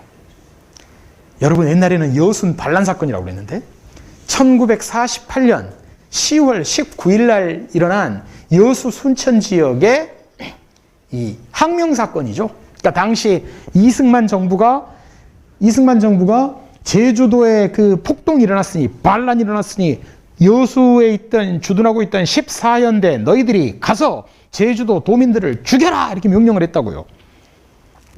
그런데 당시 여수에 있던 14연대가 아니 왜 우리 동포를 죽여야 되냐, 죽일 수 없다, 나는 그 명령을 거부한다, 그래서 총뿌리를 이승만한테 돌려버린 거죠. 이게 여수 순천 반란 사건입니다. 그 당시 명칭으로. 지금은 10.19, 그러니까 10월 19일 10.19 여수 순천 사건이라고 공식화되어 있습니다. 그때 이승만이 얼마나 놀랬겠어요. 내가 명령을 내렸는데 애들이 총뿌리를 그냥 반대로 나한테 겨누네? 얼마나 놀랬겠어요. 그래서 가까스로 진압한 다음에 바로 만든 게 바로 이렇게 항명을 했을 때 가만두지 않겠다, 이것입니다. 이것이거든요. 이게 이제 국가보안법인데 한번 비교를 해볼게요. 여러분 한번 비교해보세요. 비슷하지 않아요? 네? 정말 비슷합니다. 그러니까 여러분 두 번째 일조 한번 보세요. 국채의 변혁과 사유재산제도의 부인을 목적으로 하는, 사유재산제도 부인이 공산주의잖아요. 그렇잖아요? 그러니까 그걸 주장하고 결사, 모임을 하거나 가입하거나 그런 수행을 하는 행위자들을 처벌하겠다. 이게 치안유지법인데 국가보안법 보세요. 반국가단체면 이적단체 구성 똑같잖아요. 저 국채를 변혁시키겠다는 것은 반국가단체를 만든다 이런 얘기잖아요. 내용이 똑같아요. 그리고 밑에도 동조자에 대한 처벌 규정이 있거든요.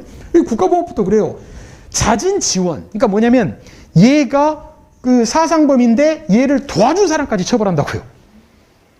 그렇게 만들었어요. 그러니까 이거 사상을 통제하기 위한 법이 치안유지법이고 국가보안법이다. 똑같아. 사실 내용만 보면. 그래서 사실 이제 국가보안법이 일제강점기 때 만들어진 치안유지법의 그냥 후신, 예? 이렇게 보통은 우리가 부르죠. 근데 국가보안법은 가장 큰 거는 그거 아니에요. 우리 머릿속을 통제한다는 거 그거잖아요. 머릿속을 통제한다는 게 그게 과연 법으로서 효력이 있나? 아니, 우리가 죄를 물을 때는 행위에 대해서 묻잖아요.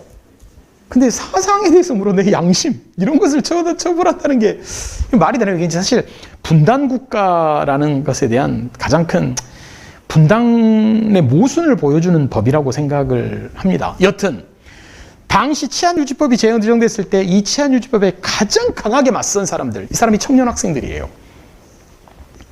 결국 이 사회주의로 무장된, 이념화된 그 학생들이 이제 사건을 일으키죠. 광주 학생 항일 운동의 전초전이라고 보통 부르는 사건, 그 사건이 바로 60만세 운동입니다. 우리는 60만세 운동을 그냥 이것만 알고 있어요. 순종의 장례식 행렬 때 만세 시위를 했다. 그리고 끝이에요. 근데 그것만 알아서는 안 돼요. 물론 그게 틀린 말은 아닌데요. 순종이 누구죠? 그러니까 조선의 마지막 임금이잖아요. 순종은 몸이 병약해서 빨리 죽잖아요. 그러니까 이게 참 어떻게 볼까? 이 조선 왕조의 좀 안타까운 몰락이라 그럴까? 여러분, 순종의 아버지가 고종이죠. 고종은 진짜 오래 살아요. 아무 힘이 없었지만 오래는 살죠. 여러분, 잠깐 또 여담일 수는 있겠는데, 고종은 1863년에 왕위에 올라요. 1863년에. 그리고 언제 쫓겨납니까, 일제? 을사조약 체결되고 나서 그 헤이그로 3명 파견했다고 해서 그 죄목으로 일본이 쫓아내버리잖아요. 그게 1907년이거든요. 그러니까 1907년 빼기 1863년 하면 무려 왕위만 44년을 했어요. 아니, 당시 평균 수명이 40여 년밖에 안 되는데 고종은 무려 44년 동안 왕위에 있었다고요. 아니, 물론 이제 자기가 실권을 갖고 있었냐, 이건 별개. 좀 어렸을 때는 아버지 등살에, 아버지가 누군데? 흥선대원군이 그냥 다 좌지우지했고, 나이 들어서 누가? 자기 부인이 누구예요? 민비, 명성황후로 불리는 민비. 그러니까 어렸을 때는 아버지가, 나이 들어서는 부인이, 이래서 뭐 자기 몫을, 역할을 다 못했다고는 하더라도 오래 살고 오래 집권했죠. 그런데 고종이 이제 쫓겨나고 나서 왕위로 올라온 애가 순종인데, 얘가 1907년에서 고작 3년 하고 결국은 도장 찍어가지고 집문서 넘겨버리는 거잖아요. 그래서 1910년에 이제 일제 피탈되는데, 그런데 고종은 1919년 1월에 죽어요. 그러니까 정말 장수하기도 해요. 그러니까 1919년 고종이 죽어서 그 장례행렬에 맞춰서 시위한 것이 3.1운동인 거잖아요. 순종도 비슷해요. 순종은 아버지가 죽은 지 7년 뒤에 죽어요. 그러니까 순종 자체가 대단히 병약했어요. 이 순종이 죽고, 이게 1926년에 죽고 나서 시위가 벌어지는데 이게 60만세 운동이거든요. 그러니까 아버지와 아들이 사실상 비슷한 시기에 죽는 거죠.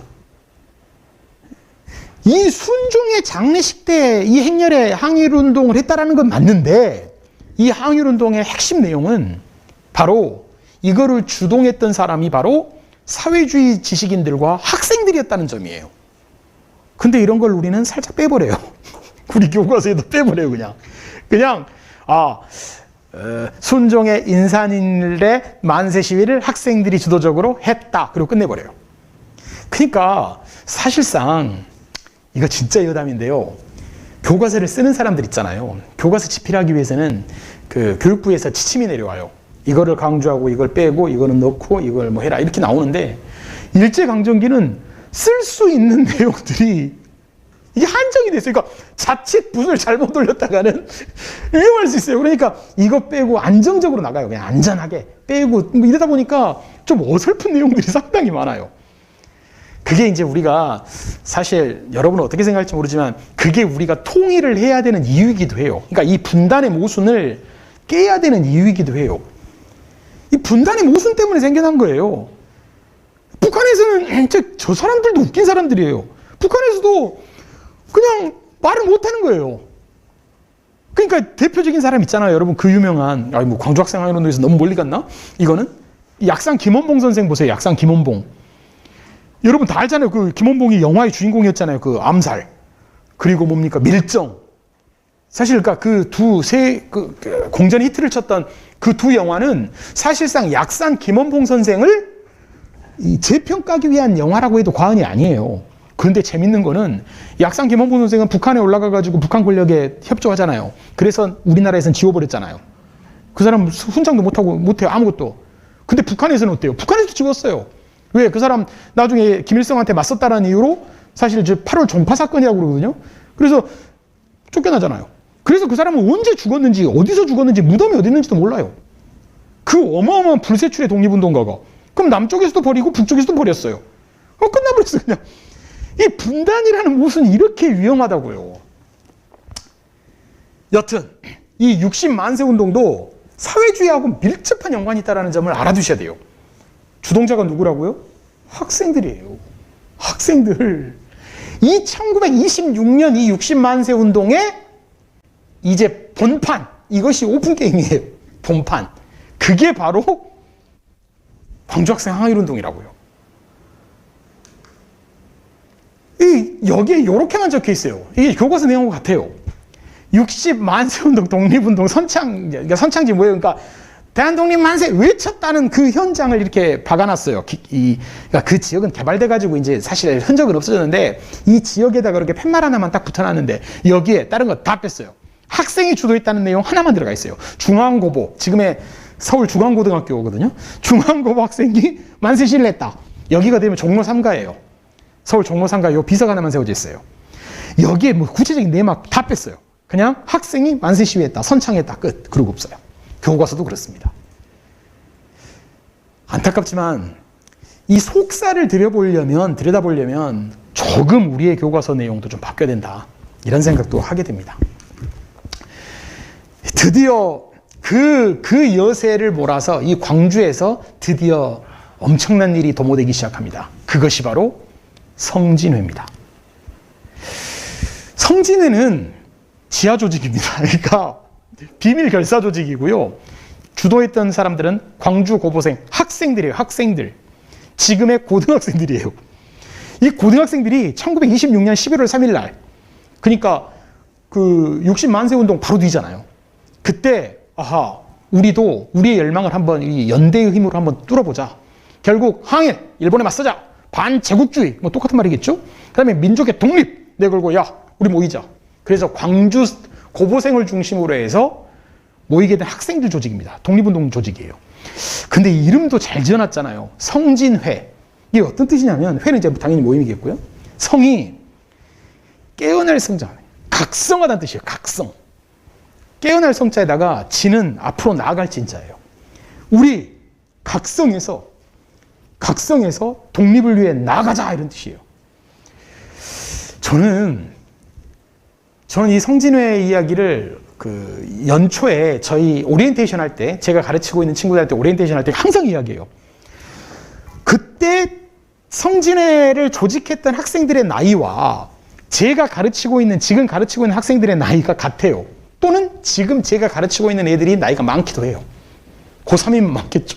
그런데 너무나 차이가 많이 나요. 그러니까 그 당시에 이 성진회가 그 결성될 때의 그 당시 학생들의 생각과 지금의 생각, 물론 시대가 다르고 물적 토대가 다르고 그러니 동등하게 비교하기는 문제가 있다는 건 알지만은 그럼에도 불구하고 너무 아쉬운 거예요. 이 당시에 조국의 독립을 위해서 기꺼이 목숨을 바치겠다라고 맹세를 하는 이런 학생들 모습과 지금 입시에 도움이 됩니까? 생활기록부에 반영돼요. 이거 성적이 반영. 이 자체가 너무 좀 비교돼서 너무 서글퍼요. 여튼 이 성진회는 광주에서 조직이 됩니다. 나중에 한 학교에서 시작된 것이 나중에 이제 감염병 번지듯이 이렇게 번져요. 그래서 이름을 바꿔요. 독서회라고. 그러니까 아무래도 성진회 이러면 조금 뭐 이렇게 좀 조직계 느낌이 나잖아요. 근데 독서회 이러면 아무래도 뭡니까? 좀 부드럽지 않아요? 그래서 각 학교마다 독서회가 만들어져요. 정치단체인 거죠. 그러고 또 여성들이 합세합니다. 옛날에는요, 이때만 해도 남자, 여자가 이렇게 같이 모이진 않았나 봐요. 남녀 7세 부동석?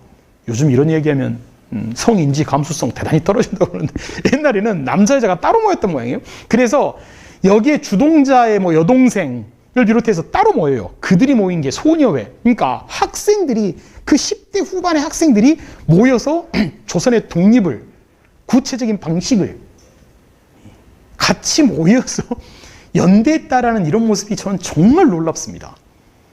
더군다나 더 놀라운 거는 이들이 운영을 할 때 이제 뭔가 활동을 하려면 돈이 필요할 거 아니에요. 그래서 그런 세부 조직, 자금 조달을 위한 조직까지도 이들이 만들어요.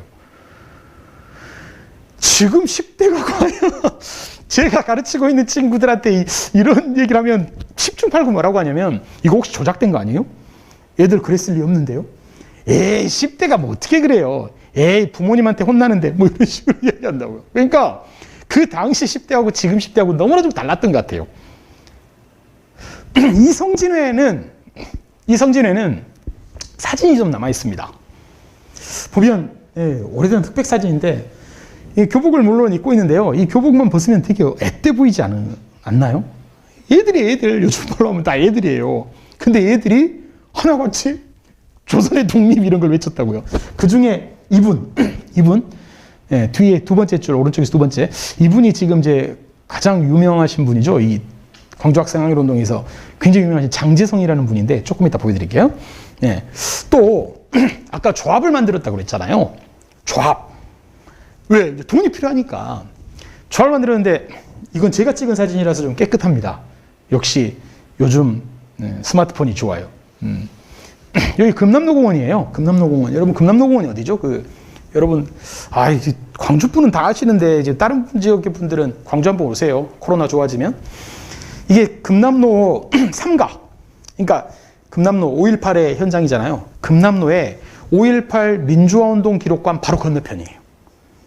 금남로 바로 건너편. 금남로 3가에 금남로 공원이 조성되어 있는데 이 공원 조성 팻말 옆에, 표지석 옆에 김기권 문방구점 그리고 장제성 빵집이라는 비석이 세워져 있습니다. 바로 이 터가 바로 아까 성진회 사람들의 아지트, 그러니까 조합이면서 자금 조달을 위한 조합이면서 아지트 역할을 했던 곳입니다. 빵집을 운영했다는 거예요.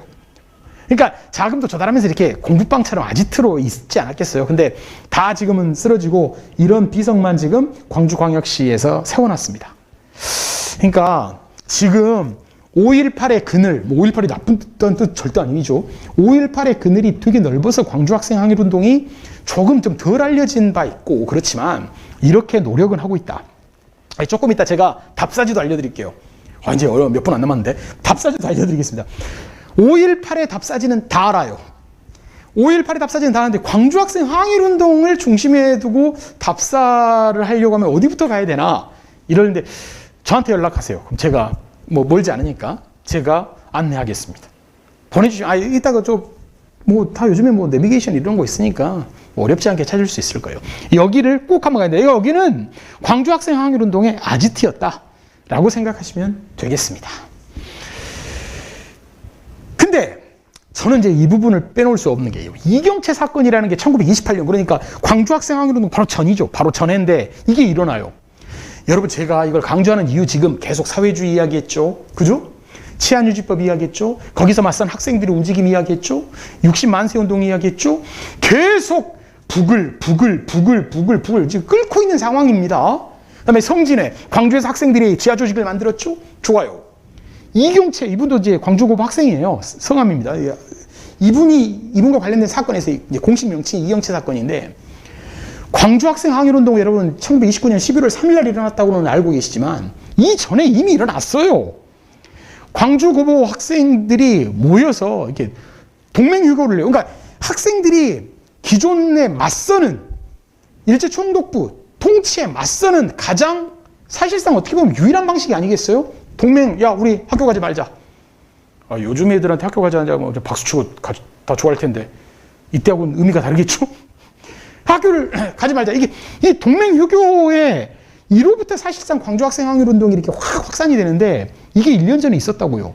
이 이경채라는 분이 학생입니다. 이분이 조선 독립선언문이라는 것을 딱 써서 배포를 해요. 이 조선 독립선언문이라는 여기에, 그러니까 요즘엔 SNS겠지만 옛날에는 뭐겠습니까? 이렇게 방같이 적어가지고 뿌렸다고요. 이 조선 독립선언문 때문에 이분은 결국은 퇴학당하는데요.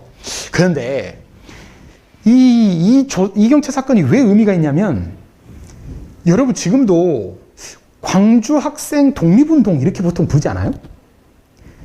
광주 학생 공식 명칭은 광주 학생 항일운동입니다. 뭐 이렇게 쓰다고 틀리고 뭐 이런 건 아니에요. 그런데 광주 학생 독립운동이라는 말과 광주 학생 항일운동이라는 말과 막 섞어 쓴다고요. 근데 이게 공식 명칭은, 학교에서 교과서에 나오는 공식 명칭은 광주 학생 항일운동입니다. 그런데 이 독립운동이라고 쓰는 그게 바로 이제 이 1년 전에 있었던 이 조선 독립선언문 이 영향도 커요. 그러니까 배포하면서 이 독립선언문에 이런 내용이 나와요. 조선인 본위교육을 실시해라. 야, 우리는 조선 사람인데 왜 일제 교육을 시키냐. 식민지 차별하지 마라. 노예교육 철폐해라. 이런 내용이 조선 독립선언문에 이미 나오고, 이 내용은 1년 뒤 광주학생 항일운동 당시에 가장 많이 외쳐졌던 그 구호입니다. 그렇게 보면 어떻게 설명할 수 있겠어요? 바로 이 광주에 1년 전에 있었던 28년의 이경채 사건과 광주학생 항일운동 29년에 이것이 좀 같이 연장선으로 이어졌다고 생각할 수 있지 않겠어요? 근데 이전에는 아무것도 없었던 거가 갑자기 붕 터진 게 아니라고요. 역사란 그렇게 안 터져요. 예컨대 한국전쟁도 그렇죠. 6.25전쟁도 우리는 이렇게만 알고 있어요. 대부분 친구들이. 1950년 6월 25일 날 새벽 4시에 김일성이가 가자 출발 punk 이렇게 터졌다고 생각하는데 그게 아니라, 그렇죠. 전면전이 시작된 시간은 맞는데 그 전에 이미 숱하게 그 38선 근처에서 교전이 있었다고요. 숱하게 교전이 있어요. 그러니까 그 연장선에서 그냥 전면전으로 확산된 거지, 그냥 잠잠했다가 펑 터진 게 아니라고요. 이것도 사실상 적절한 비유일지는 모르겠으나 이것도 그렇게 해석해야 되는 거죠. 그래서 이경채 사건은 광주 학생 항일운동을 설명하는 데 있어서 빼놓을 수 없다. 1년 전입니다. 이분이 이렇게 생겼어요. 잘생겼어요. 이분입니다. 그리고 당시 조선일보에 이경채 사건이 공판, 보도기사도 이렇게 크게 나요. 근데 우리 교과서에는 사실 그냥 이런 걸 전혀 한마디도 언급하지 않습니다. 전 교과서에는 전혀 이 이경채 사건을 언급하지 않고 있습니다. 전 그게 참 너무 안타까워요. 이런 표현, 이 반쪽짜리 교육은, 이건 어떻게 보면 역사 교육이라는 걸 형해화시킬 수 있어요. 그러니까 껍데기만 만들어버린다고요. 이것도 좀 꼭 기억하셔야 됩니다. 그리고 이 두 사람, 광주학생 항일운동에, 광주학생 항일운동 지도자는 정말 많은데 그 중에 저는 이 두 사람만 가지고 왔어요. 장제성과 장석천. 장씨라고 친척 아닙니다. 이 두 분은 당시 학생은 아니었어요. 그런데 광주학생 항일운동이 터지자 이것을 전국적으로 확산시키는데 상당히 큰 기여를 했던 분이에요. 근데 이 두 분 처음 들어봤죠. 이런 게 너무 안타까운 거예요. 성진회를 1926년에 조직했던 분이고요. 그러니까 성진회가 1926년 11월 3일에 조직돼요. 조직했던 분이고, 사실상 29년 터졌을 때는 이제 그 학생은 아니었지만 이 시위 사건을 전국으로 확대시킨 사람입니다. 장제성 이분, 장석천 이분 두 분 다 광주 분이에요. 그런데 제가 왜 이 두 분을 가지고 왔냐면, 이 광주학생 항일운동을 한번 생각해 볼 수 있는 거예요. 장제성 이분은 1908년생이고요. 장석천 이분은 1903년생이니까 이 장석천 이분이 좀 선배죠. 장제성 이분은 지금 이적행위자로 분류돼가지고 이분은 빨갱입니다. 그래서 이분은 거론하는 것조차, 최근까지도 거론하는 것조차 조심해야 됐습니다. 장석천 이분은 훈장을 받았습니다. 국민훈장, 애국장을 받았는데, 물론 이제 일찍 돌아가셨죠. 1932년에 돌아가셨는데, 이분은 1935년에 돌아가신 거 이거 못한 것 같은데? 1935년이실 거예요. 이분은 32이니까, 이분은 고문. 워낙에 고문을 많이 당해가지고 공후유증으로 돌아가세요.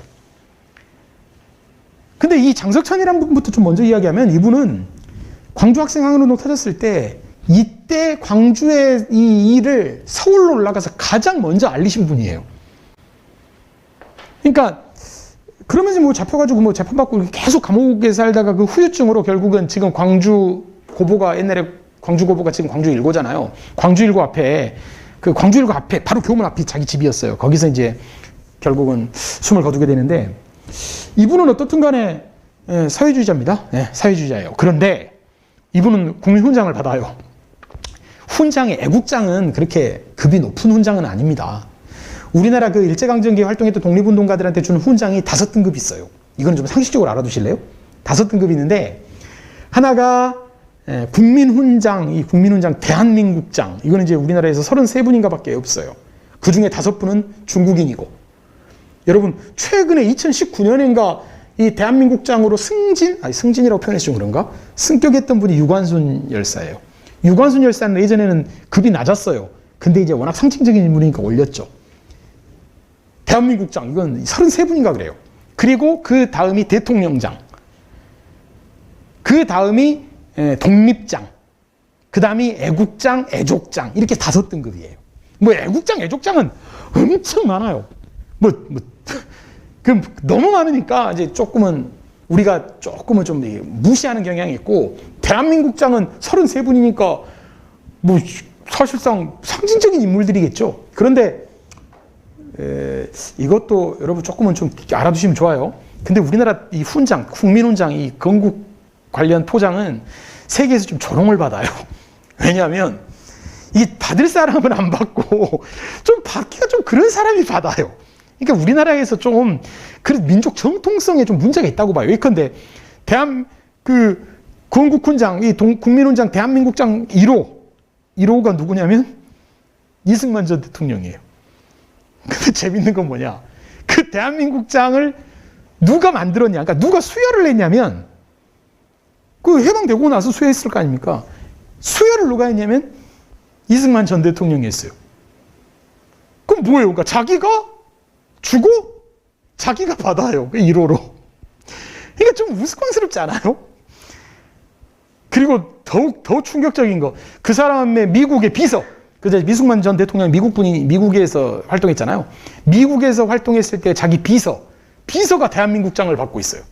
근데 우리가 다 아는 독립운동가의 말하자면 대표분, 단재 신채호 선생. 이거 다 알잖아요.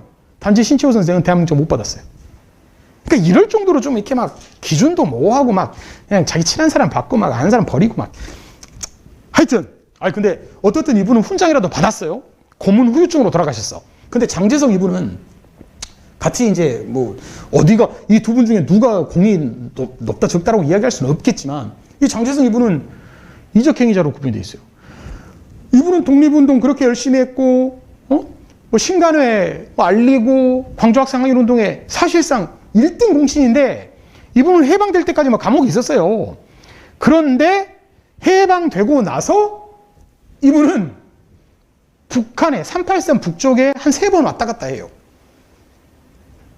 이 두 분 다 장석천 이분도 사실 해방될 때까지 살아계셨다면 장제성 이 선생보다 더 자주 북쪽을 오르락내리락 했겠지만 돌아가셨잖아요, 일찍. 근데 이 장제성 이분은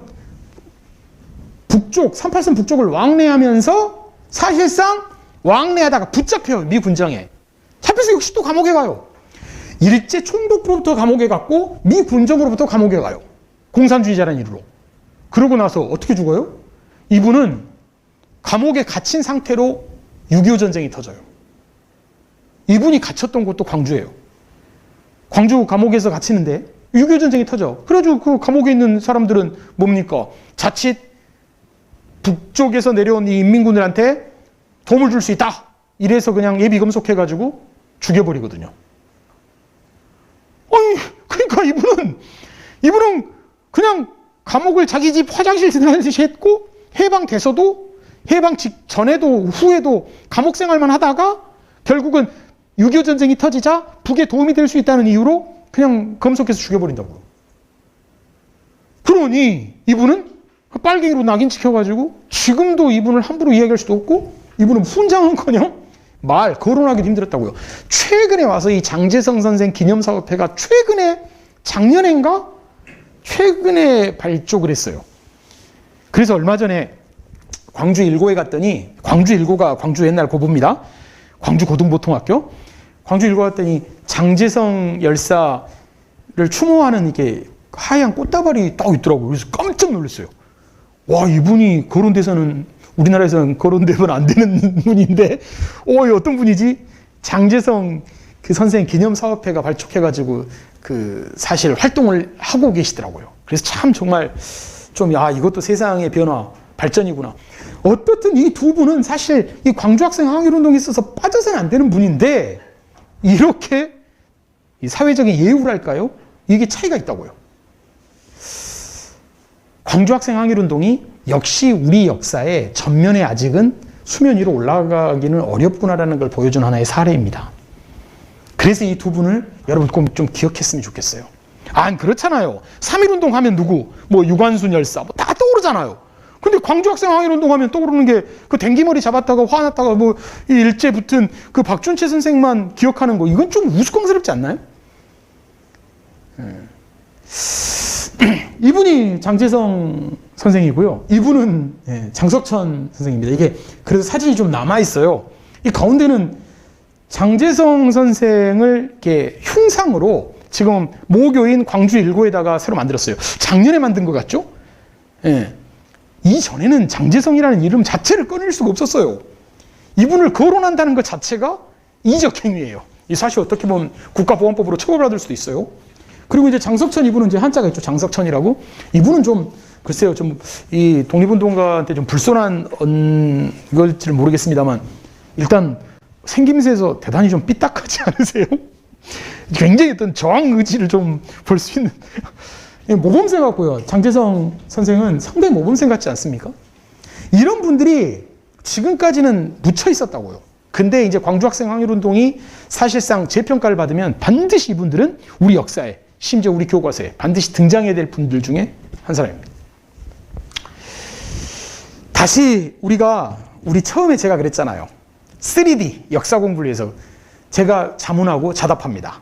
3D라고 하면 입체적으로 공부하자, 그런 뜻이라고 그랬죠. 시작 그렇게 했잖아요. 시작 입체적으로 공부해야 돼요. 그 입체적으로 공부할 때 바로 이 세 디멘션, 이 차원이 저는 이 세 가지를 듭니다. 맥락이 없으면 그건 역사 공부가 아니에요. 그러니까 암기만 하게 돼요.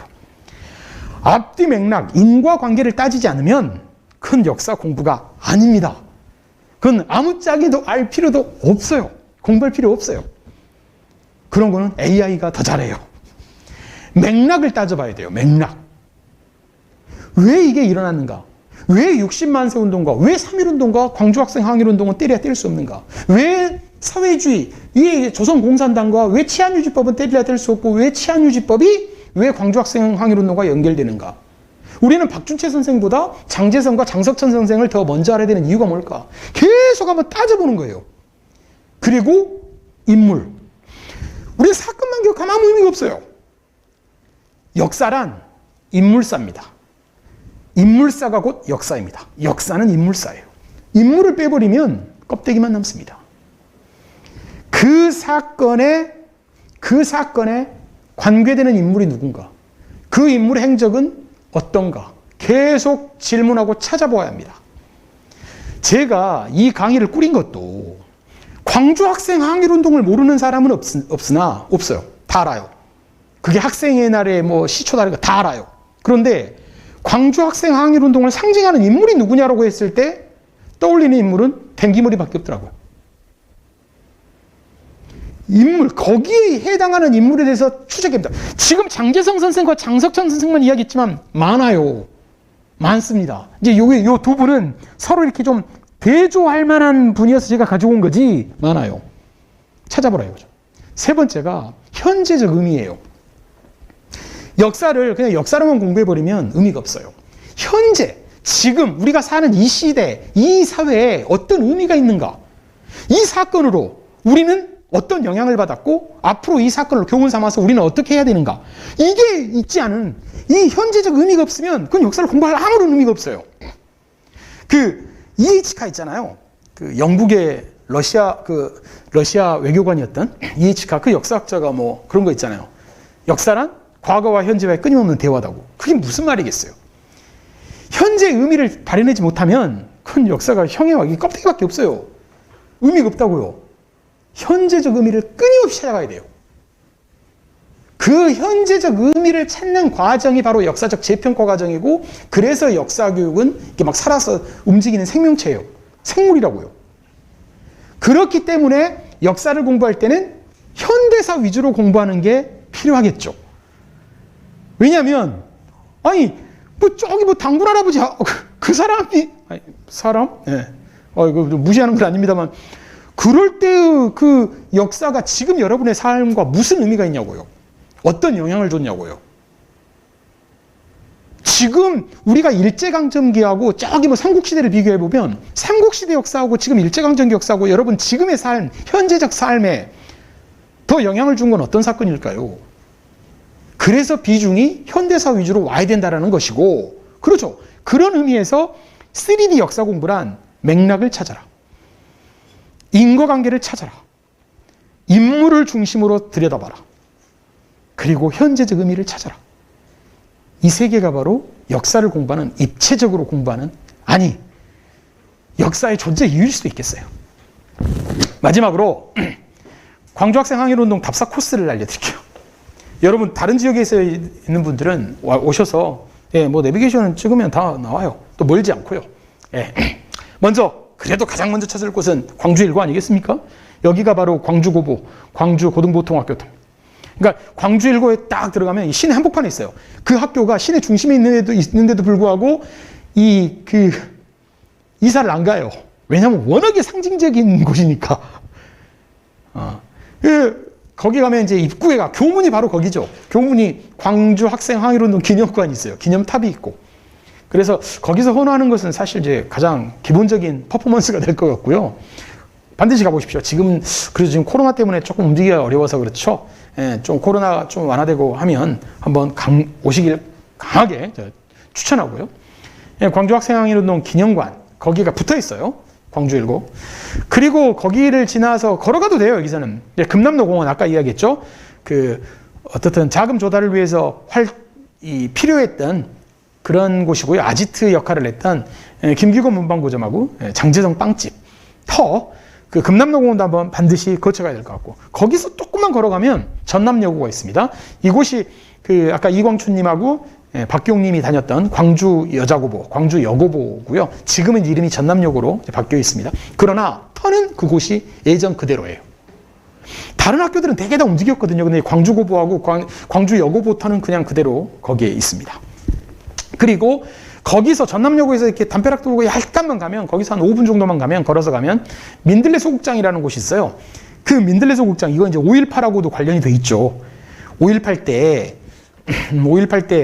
결국은 이분 들불 7열사 중에 한 분 박효선 열사라고, 그분이 결국은 사죄를 하면서 자기만 살아났다. 그러니까 다른 동지들 다 도청에서 5월 27일 날 다 죽었는데 자기만 빠져나오잖아요. 빠져나와서 이제 수배 걸려갖고 도망다니다가 잡혀가지고 내가 고백을 하시죠, 그분이. 나는 비겁하게 그 도청에서 빠져나왔다. 근데 산 게 사는 게 아니다. 결국은 끊임없이 자기를 이제 사실 조이 들면서 5.18을 전국적으로 알리기 위해서 목숨을 바쳤던 분이죠. 그분이 이제 홍보국장이었는데 그분이 연극을 만들고 그 연극의 무대가 민들레 소극장 아닙니까? 그래서 이제 그분의 별명이 5월 광대라고 보통 우리가 부르는데, 그 박효선 열사의 혼이 남아있는 곳이 바로 민들레 소극장입니다. 그 민들레 소극장 그 앞에 소극장 입구 그 문이 바로 옛날에 광주 감옥이 있었던 곳이에요. 광주 감옥, 그러니까 형무소. 지금은 이제 광주 감옥터라고 이렇게 팻말이 붙어 있습니다. 거기에 장재성 선생이 갇혀 있었어요. 6.25 전쟁 때. 근데 6.25가 딱 터지고 나서 거기서 그러니까 북한군에게, 인민군에게 도움 줄 수도 있다 그래가지고 그걸 잡아다가 죽였죠. 그냥 뭐 재판이 어딨어요. 그냥 전쟁터에 다 죽여버렸죠. 근데 이제 어디서 죽였는지는, 교도소, 형무소에서 막 총을 긁진 않았을 거예요. 어디로 잡아갔는데, 어디로 잡아가서 죽였는지는 몰라요. 어떤 분은 무등산에서 죽였다. 무등산 중봉, 중턱에서 죽였다는 주장도 있고요. 어떤 분은 영산강, 산동교, 옛날에 대치했던, 국군하고 인민군이 대치했던 어딥니까? 지금 울림동, 장성 넘어가는데 산동교, 다리, 산동교에서 죽였다는 그 기록도 있어요. 그러니까 어떤 게 맞는지는 알 수 없지만 그렇게 해서 광주 감옥에서 끌려 나와서 그냥 예비검사로 그냥 학살돼 버렸다고요. 그리고 성진초등학교, 저기는 뭐 직접적으로 연관성은 없어요. 그러나 성진초등학교까지는 민들레 소극장에서 저기는 걸어서 못 가요. 저기서 좀 차를 타고 가야 되는데, 그 성진초등학교는 성진회, 아까 광주학생 항일운동을 주도했던 그 이름을 딴 겁니다. 그런데 왜 저기 그곳에서 성진회가 조직됐다는 거 아니에요? 그런데 왜 성진초등학교가 저는 넣었냐면, 답사지로 그 성진초등학교 담벼락에 광주학생 항일운동의 역사를 쭉 전시해놨고요. 원래 그곳이 2014년도까지 백일초등학교였어요. 이름이. 근데 그 백일이 어떤 이름인데, 일제 독립군 만주 지역에서 활동했던 독립운동가를 때려잡던 만주군 장교, 악질 중에 악질 친일파 김백일 장군을 기리기 위해서 이름을 쓴 거예요. 근데 뭐가 자랑스럽다고 백일초등학교라고 지었겠습니까? 수치스럽다. 바꾸자. 그래서 백일초등학교라는 그 이름을 치우고 거기다가 광주학생항일운동을 상징하는 성진회라는 이름을 쓰자라고 해서 2014년도에 성진초등학교라고 이름을 붙인 겁니다. 의미가 있죠. 그게 역사의 발전이에요. 그 성진초등학교 옆으로 돌아가면 광주학생항일운동 기념탑이 딱 세워져 있거든요. 그러니까 위치 어딘지 아실 거예요. 이제 광주 사람들이 다 아는데, 여러분 타 지역에 있는 분들은 내비게이션 치면 다 나오니까 한번 코로나 좀 풀리면 오세요. 그렇게 해서 이제 산동교까지 저런 정도 코스가, 여러분 화면에 보이는 저 코스가 광주학생항일운동의 가장 대표적인 코스예요. 저렇게 한번 다녀보면 당시 91년 전 이곳 광주에 청년 학생들이 일제 분연히 맞서 일어났다, 이런 것을 여러분 좀 느낄 수 있지 않을까 생각합니다. 마지막 팁. 시간이 많이 지나버렸습니다. 1분에 끝냅시다. 지금 보면 사회주의라는 말이 정말 많이 나왔죠. 공산주의 정말 많이 나왔잖아요. 그러나 이거보다 더 많이 나온 단어가 바로 학생입니다. 학생. 광주 학생항일운동. 우리가 일제강점기를 비롯해서 현대사까지 이 대한민국 근현대사를 이끌었던 사람은 10대 후반과 20대 초반의 학생들입니다. 학생. 그들은 조국의 독립, 민족 해방을 위해서 자기 목숨 하나는 버릴 수 있는 그런 결기를 가지고 있던 분들입니다. 우리는 그분들에게 빚지고 있고, 그분들에 의해서 해방을 맞이했고, 지금 우리 이 조국, 대한민국이 이렇게 자랑스럽게 유지되고 있는 것인지도 모릅니다. 우리가 역사를 기억해야 되는 게 그런 이유 아닐까요? 오늘 1시간 반, 딱 1시간 반 동안 우리가 공부했던 게 바로 그것입니다. 광주학생항일운동, 여기서 굳이 이 긴 단어에 방점을 찍으라면 운동? 아니요. 항일? 이것도 저는 찍으라면 학생을 찍겠습니다. 광주 학생항일운동입니다. 여러분, 지금 이걸 지켜보고 있는 여러분, 신부는 학생입니다. 광주 학생항일운동의 역사를 통해서 학생으로서의 역할, 본분, 그리고 91년 전에 여러분의 삶, 이런 거 한번 생각해 보는 시간 됐으면 좋겠습니다. 광주 학생항일운동, 꼭 광주 하면 5.18 이렇게 떠올리지 마시고, 이 광주 학생항일운동의 역사도, 이 자랑스러운 역사도 있었다, 이렇게 꼭 한번 기억해 주시면 좋겠습니다. 광주는 정말 자랑스러운 이름입니다. 우리 역사에서 말이죠. 여기까지 하겠습니다. 수고하셨습니다.